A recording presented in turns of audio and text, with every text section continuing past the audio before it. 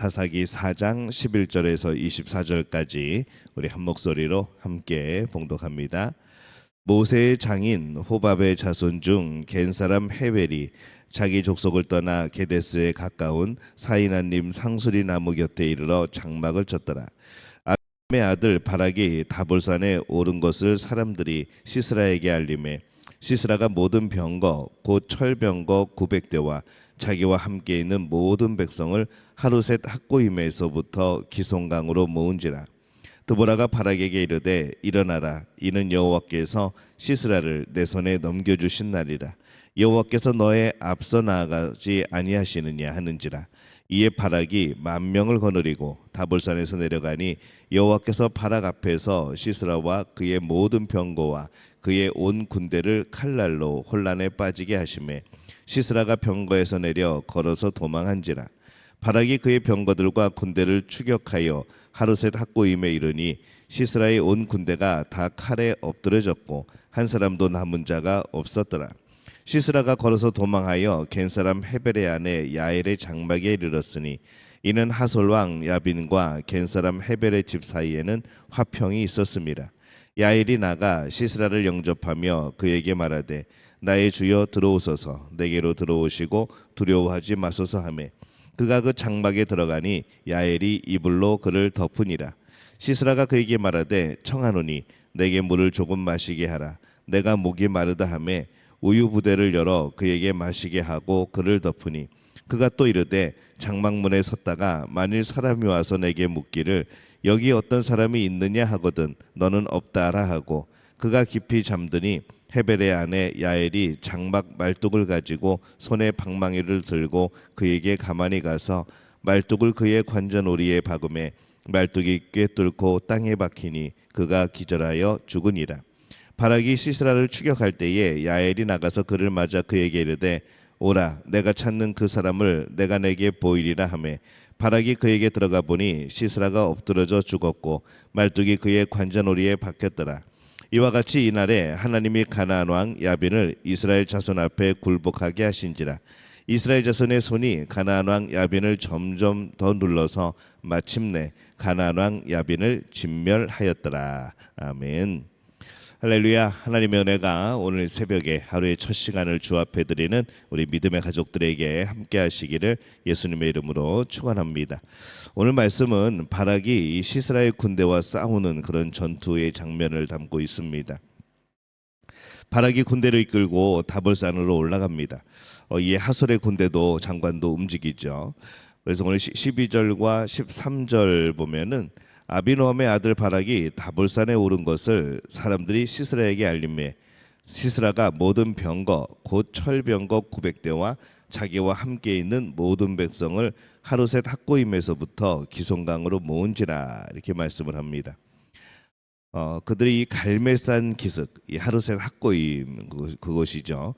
거기서 당당하게 군대를 이끌고 이 다볼산 아래 이 기손강 인근 평야 지역으로 군대를 이끌어 갑니다. 철병거 900대를 집결시켰죠. 이 군대가 이 철병거 900대가 모였으니까 굉장히 아주 굉장해 보였을 겁니다. 이 시스라의 군대 앞에서 이 바락의 군대는 정말 보잘것없는 그런 상황입니다. 이 갑작스럽게 결성된 그런 병사들이죠. 그러나 그에게는 믿는 구석이 하나가 있었습니다. 사사기 4장 14절 보면은 드보라가 바락에게 이르되 일어나라, 이는 여호와께서 시스라를 내 손에 넘겨주신 날이라. 여호와께서 너의 앞서 나가지 아니하시느냐 하는지라. 이에 바락이 10,000명을 거느리고 다볼산에서 내려가니 이렇게 말씀을 합니다. 여호와께서 시스라를 내 손에 넘겨주신 날, 이 말씀을 믿은 거죠. 그의 군대는 약하였지만은 하나님께서 이 승리를 약속해 주셨으니까 이 바락은 비록 약하여도 약한 것이 아닙니다. 그는 군대를 이끌고 산에서 내려옵니다. 이 철병거를 맞이해야 되는 거죠. 마치 탱크를 맨손으로 도로 한복판에서 마주치는 것과 같은 이제 그런 상황입니다. 이 강한 시스라의 군대와 약한 바락의 군대가 전투를 합니다. 당연히 시스라의 군대가 이길 것 같지만은 이 전투 결과는 완전히 반대인 것이죠. 15절에 보면은 여호와께서 바락 앞에서 시스라와 그의 모든 병거와 그의 온 군대를 칼날로 혼란에 빠지게 하심에 시스라가 병거에서 내려 걸어서 도망한지라. 여호와께서 바락 앞에서라고 이렇게 표현을 합니다. 이것은 바락이 공격하기 전에라는 뜻이죠. 이 시스락과 바락의 전투인데 바락이 공격하기도 전에 벌써 이 엄청난 역사들이 일어나고 있는 겁니다. 여호와께서 시스라와 그의 모든 병거와 그의 온 군대를 칼날로 혼란에 빠지게 하심에 시스라의 군대에 이게 무슨 일이 일어난 걸까요? 5장의 내용과 이 시스라가 병거에서 내려서 도망한지라라는 구절을 우리가 좀 유추해 보면은 아마 큰 비가 쏟아진 것이 아닌가, 어떤 그런 좀 혼란을 가져올 만한 그런 것이 아닌가라는 생각이 듭니다. 이 철병거를 타고 의기양양하던 이 시스라의 군대가 갑작스럽게 오는 비와 또 사방에서 이 기손강으로 모여드는 물로 인해서 이 철병거는 움직이지 못하게 되어지고 또 물에 휩쓸려 간 것이 아닌가라는 그런 해석이 또 가능해집니다. 이 그들은 바락의 군대가 아니라 하나님의 칼, 이 갑작스러운 물과 전투를 하고 있었던 것이죠. 그들이 패하여 도망가고 있었습니다. 이 모든 것이 바락과의 전투가 일어나기 전에 벌어진 사건입니다. 이 시스라의 군대가 철수를 하자 이 바락은 이 기회에 완전히 뿌리를 뽑아야 된다고 생각을 했죠. 그래서 이 시스라의 본거지인 하르셋 학고임으로 쫓아갑니다.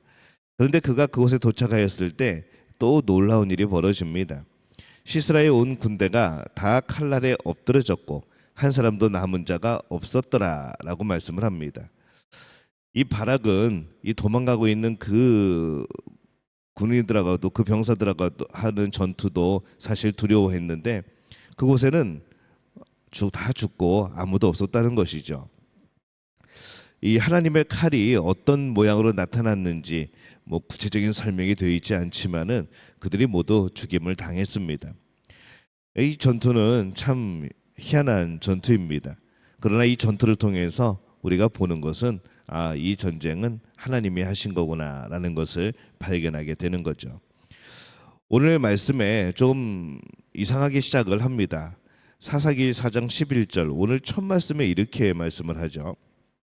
모세의 장인 호밥의 자손 중 겐사람 헤벨이 자기 족속을 떠나 게데스에 가까운 사나님 상수리 나무 곁에 이르러 장막을 쳤더라. 이 처음에 이렇게 시작을 합니다. 이스라엘 사람도 아니고 겐사람 헤벨이 사하나님의 장막을 쳤다. 이 매우 생뚱맞은 그런 내용이죠. 근데 이 구절은 오늘 말씀에 또 한 명의 주인공을 소개하기 위한 그런 말씀입니다. 바로 이 헤벨의 아내였던 이 야엘을 소개하는 거죠. 17절에 보면은 시스라가 걸어서 도망하여 이 겐사람 헤벨의 아내 야엘의 장막에 이르렀으니 이는 하솔왕 야빈과 겐사람 헤벨의 집 사이에는 화평이 있었습니다. 이제 그렇게 이해가 되어지는 겁니다. 그래서 이 11절에 처음 시작하면서 이 헤벨 또 이 모세의 장인 호밥의 자손 중 겐사람 헤벨 이렇게 설명을 하는 겁니다. 그가 거기에 살고 있었다. 나중에 그 부인이 야엘이 결국 큰 일을 이뤄내는 것이죠. 이 시스라는 다볼산 아래 기손강 근처에서 크게 패한 이후에 하솔 쪽으로 피신을 합니다. 그의 군대는 군대 본부가 있는 이 하르셋 학고임 이 갈멜산 기슭으로 갔지만은 그는 반대로 동쪽으로 갑니다. 도망갑니다. 그리고 15km 떨어진 이 사나님에 있는 헤벨의 집에 이르게 된 것이죠. 그때 이 헤벨은 집에 없었던 것으로 보입니다. 대신 그의 아내인 야엘이 그를 맞이합니다. 바락은 서쪽으로 시스라의 군대를 쫓아갔고 그가 얻은 결과는 시스라의 군대가 다 죽어 있는 것을 확인한 것이죠. 21절에 보면은 그가 깊이 잠드니 헤벨의 아내 야엘이 장막 말뚝을 가지고 손에 방망이를 들고 그에게로 가만히 가서 말뚝을 그의 관자놀이에 박음에 말뚝이 꿰뚫고 땅에 박히니 그가 기절하여 죽으니라. 바락이 시스라의 죽은 군사를 확인하는 동안에 이 오른편에서는 야엘이라는 한 여인이 용감하게 이 하솔의 군대 장관 시스라를 죽이는 이제 그런 일을 행합니다. 사실 이 결국 바락은 아무것도 한 일이 없게 되어진 것이죠. 그냥 두려움에 떨면서 그래도 하나님께서 손에 붙였다 하니까 열심히 나가서 쫓아갔는데 가보니까 이미 하나님의 손에 칼에 이미 그들이 죽어 있었고, 또 패잔병들을 쫓아갔는데 그들도 이미 죽어 있었고, 그래서 이 바락은 이게 한 게 없습니다. 근데 이 여인 둘, 이 드보라와 야엘이 이 전쟁에 큰 일들을 한 것이죠. 주저하던 바락에 대한 책망, 또 이스라엘을 구원하시는 진정한 주인공이신 하나님을 드러내기 위한 그런 말씀의 전개로 보입니다. 하나님께서 하셨다. 이 하나님의 일을 하는 사람은 항상 이것을 기억해야 됩니다.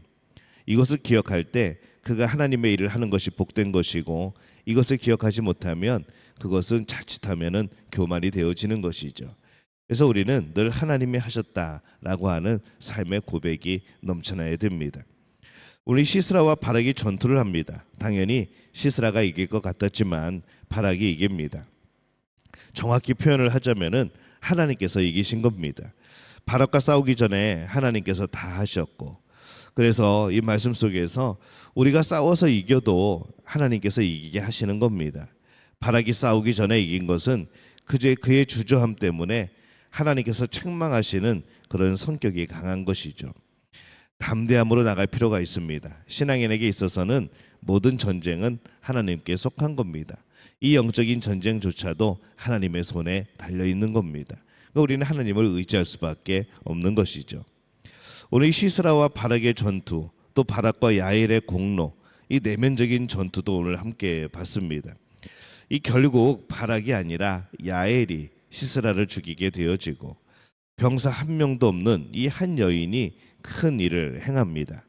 바락이 주저하였기 때문에 그 영광이 여인에게로 돌아간 것이죠. 오늘 하나님의 역사하시는 그런 전투를 봅니다. 세상이 볼 때는 참 희한한 일이다 라고 생각을 하겠지만은, 전략을 잘못 짰다 라고 얘기를 하겠지만은, 우리는 알고 있는 것이죠. 하나님이 싸우신 전쟁이고 하나님이 승리하신 전쟁입니다. 이것이 믿음으로 오늘 말씀을 바라보는 우리의 그런 시각입니다. 우리의 삶도 마찬가지입니다. 우리의 삶도 하나님이 싸우십니다. 하나님이 승리하십니다. 그것을 믿고 하나님을 온전히 의지하는 복된 우리 믿음의 가족들이 되어지시기를 예수님의 이름으로 축원합니다.